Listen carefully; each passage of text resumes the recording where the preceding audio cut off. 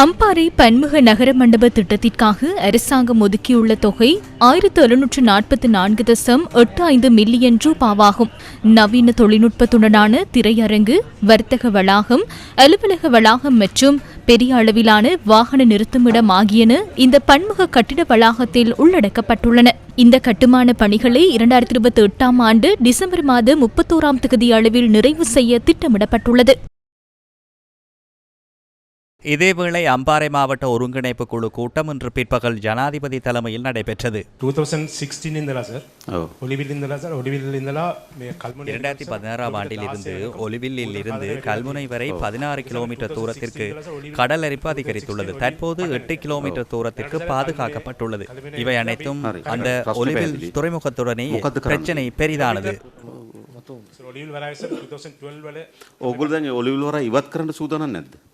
நீங்கள் இப்போது ஒலிவில் துறைமுகத்தை அகற்றுவதற்கு தயாராக இல்லையா? எனக்கு கிடைத்துள்ள தகவலின்படி கிராம மக்கள் அதற்கு சம்மதிக்க மாட்டார்கள் என்று தெரிகிறது. தற்போது மணல் நிறைந்து ஒலிவில் துறைமுகம் பயன்பாட்டிலும் இல்லைதானே? இப்போது கற்கள் போடுவது என்பது ஒரு வெற்றிகரமான தீர்வு இல்லை அல்லவா? நீங்கள் ஒரு ஆய்வு செய்து என்ன செய்வது என்று தீர்மானித்துள்ளீர்களா?